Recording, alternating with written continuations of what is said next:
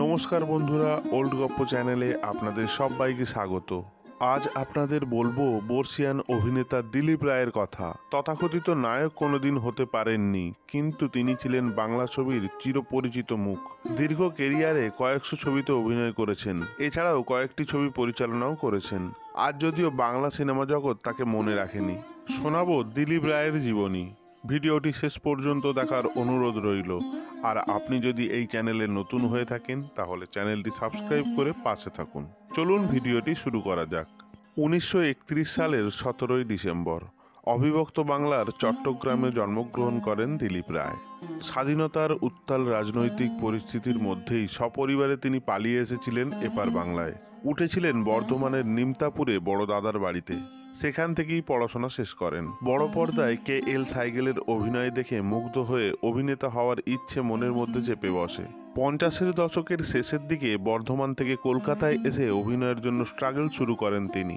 প্রথমে সুযোগ পেয়েছিলেন 1959 সালে সতী বেহুলা ছবিতে, তবে তাকে আবিষ্কার করেছিলেন পরিচালক তপন সিনহা। তার অসাধারণ ছবি ক্ষণিকের অতিথিতে একটি গুরুত্বপূর্ণ ভূমিকায় দিলীপ রায়কে অভিনয়ের সুযোগ দিয়েছিলেন। চরিত্র ছোট হলেও দিলীপ রায় তার অভিনয়ের জেরে সবার নজর কেড়েছিলেন। জীবনের প্রতিটা সাক্ষাৎকারে পরিচালক তপন সিনহার উল্লেখ করতেন দিলীপ রায়। অভিনেতা হিসাবে উত্থানের পিছনে তপন সিনহার ভূমিকা অনস্বীকার্য। খোদিত পাষাণ, লৌহ কপাট, হাঁসুলিবাকের উপকথা ইত্যাদি ছবিতে দিলীপ রায়কে স্বাধীনভাবে কাজ করার সুযোগ দিয়েছিলেন তিনি, যার সম্পূর্ণ সদ্ব্যবহার করতে পেরেছিলেন দিলীপ রায়। দুই পুরুষ ছবিতে উত্তম কুমারের বিপরীতে অভিনয় স্মরণীয় হয়ে আছে।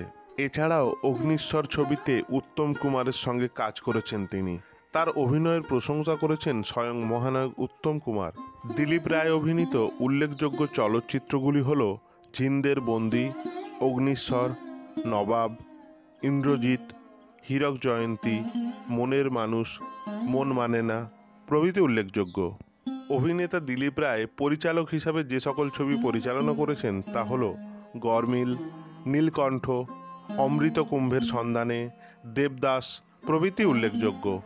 দিলীপ রায় 2010 সালের 2রা সেপ্টেম্বর ক্যান্সারের কারণে 78 বছর বয়সে কলকাতায় মৃত্যুবরণ করেন। বর্ষিয়ান অভিনেতা দিলীপ রায়ের অভিনয় রয়ে যাবে সিনেমাপ্রেমী মানুষের হৃদয়ে। ওল্ড গপ্প চ্যানেলের এই ছোট্ট ভিডিওর মাধ্যমে ওনাকে শ্রদ্ধা জানাই। ভিডিওটি ভালো লেগে থাকলে চ্যানেলটি সাবস্ক্রাইব করে পাশে থাকুন। ধন্যবাদ।